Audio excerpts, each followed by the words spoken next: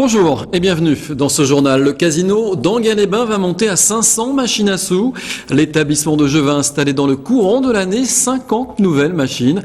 Le premier casino de France mise l'arrivée prochaine pour consolider son chiffre d'affaires, car la crise économique a aussi frappé les salles de jeu. Plus d'infos avec Yoann Bensoussan. Luxe, argent et machines à sous, voilà pour l'image d'Épinal du casino d'Enghien-les-Bains. Mais en coulisses, la crise a laissé des traces. Et pourtant, avec plus de 153 millions d'euros de produits bruts sur les jeux en 2009, le chiffre d'affaires repart à la hausse de 3% par rapport à 2008. Un léger mieux donc, mais c'est encore bien loin des 166 millions d'euros atteints en 2007. Et pour ce début d'année 2010, les signes de reprise tardent encore à se dire.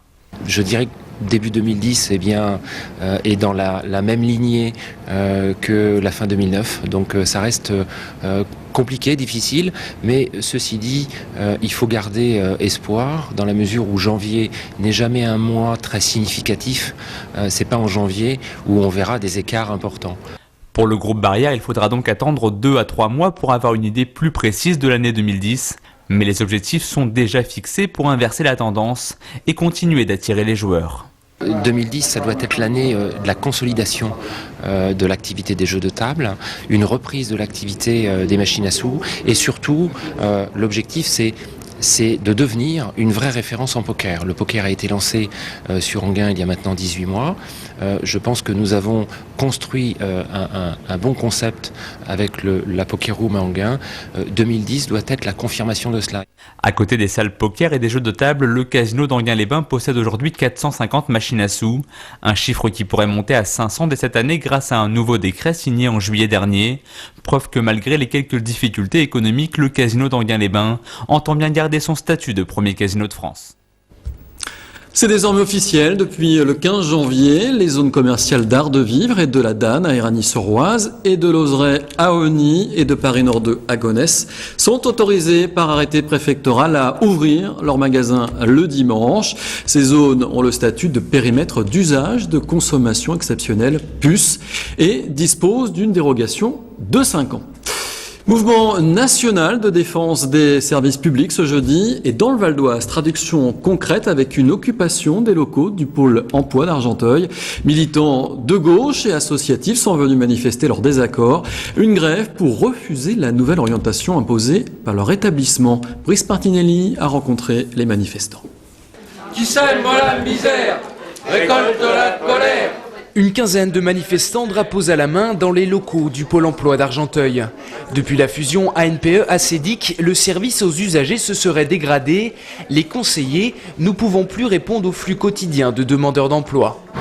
Les téléphones qui leur permettent de faire leur actualisation par le 3949 ne fonctionnent pas. Les photocopieuses qui leur permettent de faire les photocopies, qui devraient leur permettre de faire les photocopies de façon à rendre un dossier de demande d'allocation complet à la personne de l'indemnisation ne fonctionnent pas. C'est-à-dire qu'un demandeur d'emploi qui se présente aujourd'hui à l'accueil n'est pas en moyen de recevoir une réponse concrète. On différera toujours cette réponse. Pourquoi ? Parce que quelquefois, les salariés ne sont pas formés pour répondre aux questions posées.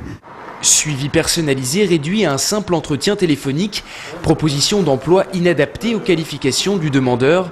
Pour ces militants de gauche, le Pôle emploi n'est qu'une vitrine pour le gouvernement, une structure qui ne répond plus qu'à une logique de chiffres au détriment des usagers. La réalité, c'est que le chômage augmente. La réalité, c'est que les dossiers d'indemnisation sont en retard. La réalité, c'est que quand on téléphone au 3949, on a du mal à avoir une réponse concrète. La réalité, c'est qu'on n'a pas, quand on va voir un conseiller, on ne peut pas avoir de rendez-vous. La réalité concrète qui est vécue par des millions de chômeurs aujourd'hui, c'est celle-là. Des situations qui créent du stress au sein des employés de la structure.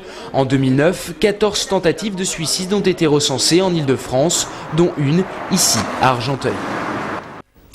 Avec près de 2 enfants par femme, la France est actuellement championne d'Europe du taux de natalité. Un classement plutôt positif donc, mais qui impose de développer des modes de garde afin d'améliorer l'accueil de ces nouveaux enfants.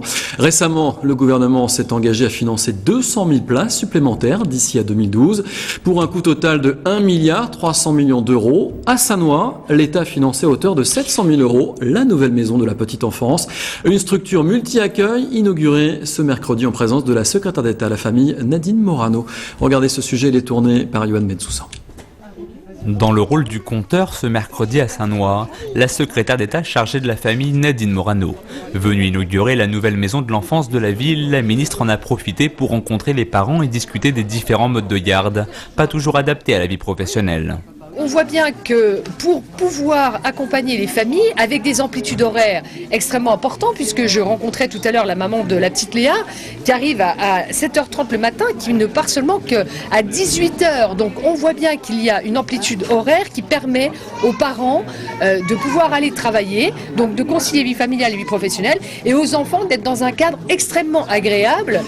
Dans cette structure de 1000 m², assistante maternelle, crèche familiale et collectif se côtoient. Au total, une offre de 165 places pour l'accueil de la petite enfance. Toboggan, voiturette et même ici une pâte aux joueurs. Les bambins n'ont pas mis longtemps à s'approprier les lieux. Pour les parents, la nouveauté se trouve plutôt au niveau de l'accueil avec cet écran tactile pour pointer l'arrivée et le départ de leur enfant. Politique, en bref, la chef de file de l'UMP pour les régionales en Ile-de-France, Valérie Pécresse, a présenté ce jeudi son programme. Il repose sur 10 engagements. Première priorité, les transports, avec 8,7 milliards d'euros d'investissement régional d'ici 2020, déclaré Valérie Pécresse, qui veut lancer, je cite, le grand pari des transports.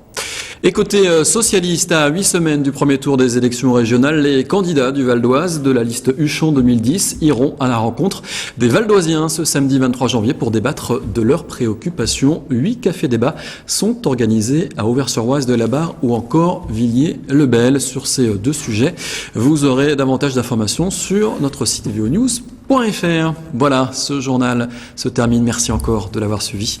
On se retrouve dès demain.